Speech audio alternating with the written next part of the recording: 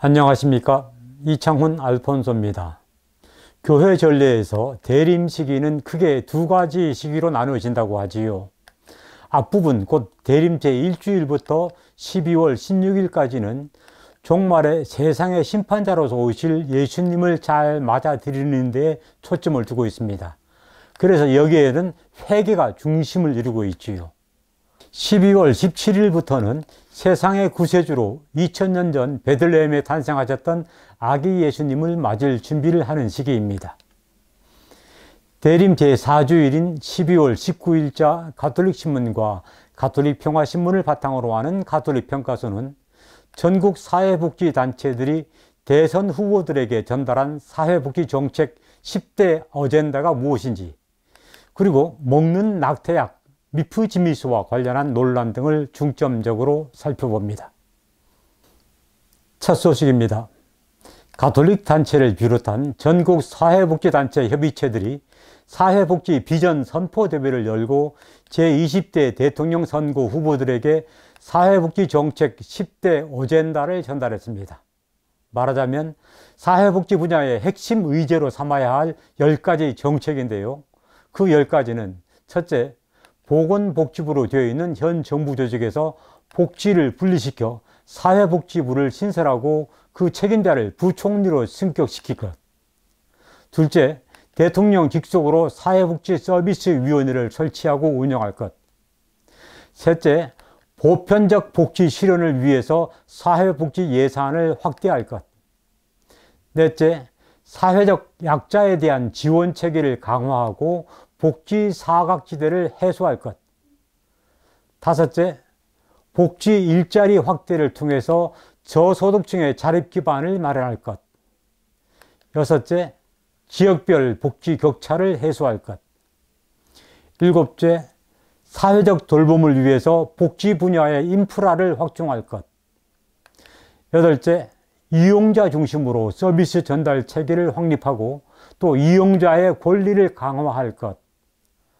아홉째, 시설 종사자들의 안전과 처우를 개선할 것.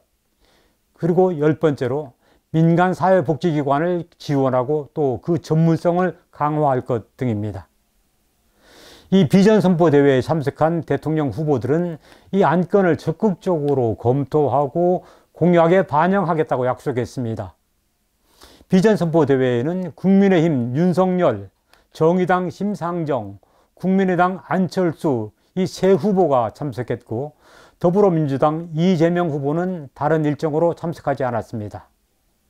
이 비전 선포 대회를 주도한 한국종교회 사회복지협의회 부회장인 주교회의 사회복지위원회 총무 김봉들 신부는 대선을 앞두고 사회복지계가 큰 틀에서 한 목소리를 낸 것은 이번이 처음이라는 점에서 큰 의의가 있다고 의미를 부여했습니다.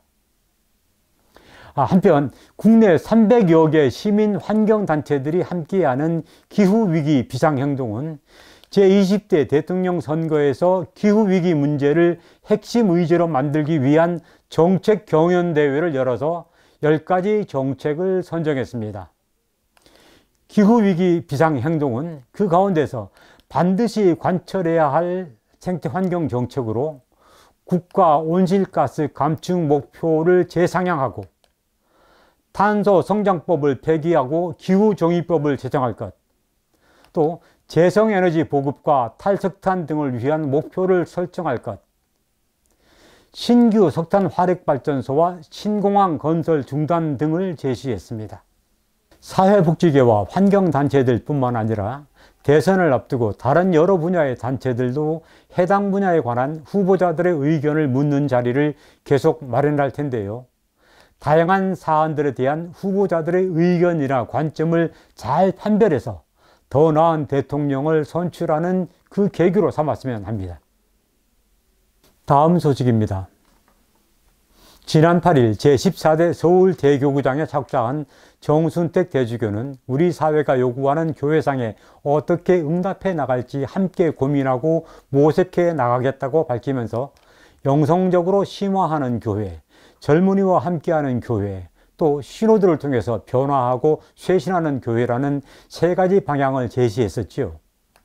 정순택 대주교는 착좌 다음 날인 9일과 10일 교군의 남녀 수도자들과 잇따라 만나서 교구 신호대에 관해 설명하고 협조를 부탁했습니다. 정순택 대주교는 한두 쪽짜리 좋은 보고서를 만들기 위해서 신호들을 하는 것이 아니라 우리 자신을 하느님 앞에서 돌아보고 한 걸음씩 주님 뜻에 따라 함께 나아가는 시노드적인 교회를 형성하고자 하는 것이라고 시노달리타스를 주제로 하는 이번 지교 시노드에 대해서 설명했습니다. 정순택 대주교는 또 이번 시노드를 통해서 수도자로서 각자의 카리스마와 정체성을 돌아보고 현대사회에서 수도회가 나아가야 할 방향을 생각해 보는 등 아주 자유로운 주제로 시노드 모임을 하면서 식별하는 시간을 가져주기를 요청했습니다. 이번에는 생명 문제와 관련한 소식입니다. 이른바 먹는 낙태약으로 알려진 미프지미소라는 알약의 허가와 도입을 두고 논란이 일고 있습니다.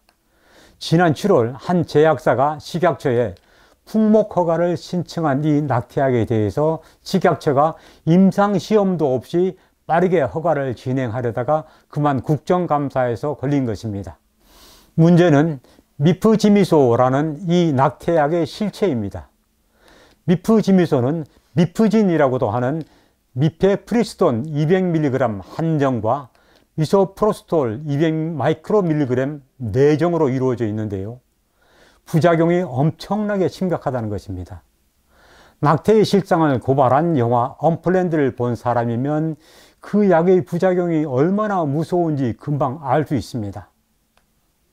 이 영화의 주인공으로 낙태 클리닉 상담가에서 낙태 반대 생명운동가로 변신한 애비 존슨은 자서전 언플랜드에서 낙태약을 복용한 경험을 이렇게 고백합니다.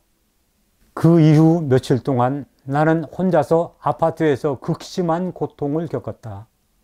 원래대로라면 처음 6시간에서 8시간이 지나면 태아가 사라지고 자궁 내벽에 있는 나머지는 48시간이 지나면 사라지는 것이었다.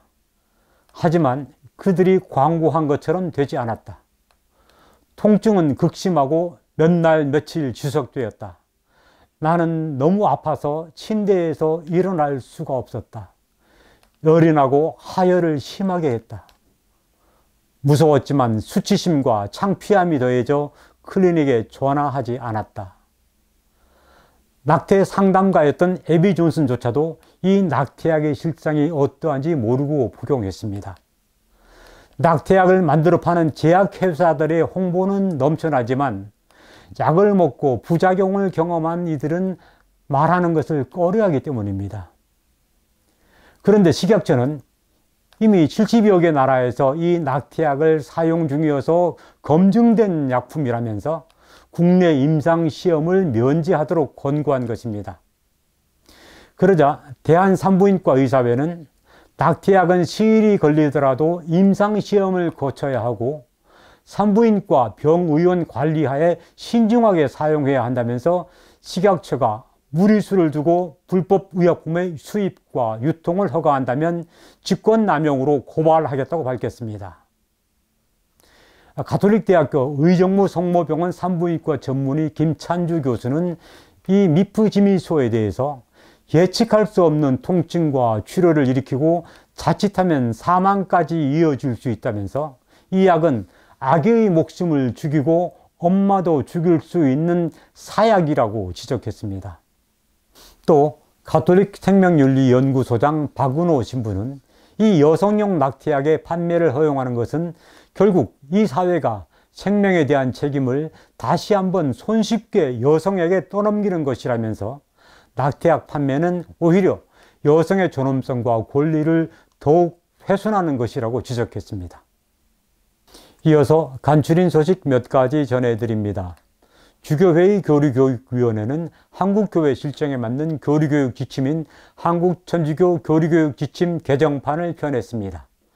교리교육위원회는 이 지침서에 따라 새 교리서 편찬 작업에 들어가 내년 중으로 교리서를 간행한다는 계획입니다. 서울대교 사목국은 코로나19로 위축된 신앙생활에 활력을 불어넣기 위해 스마트폰 앱 가톨릭 서울을 개발했습니다. 구글이나 애플 스토어에서 무료로 내려받을 수 있으며 서울대교구에 교적을 둔 사람은 정회원으로 가입할 수 있습니다.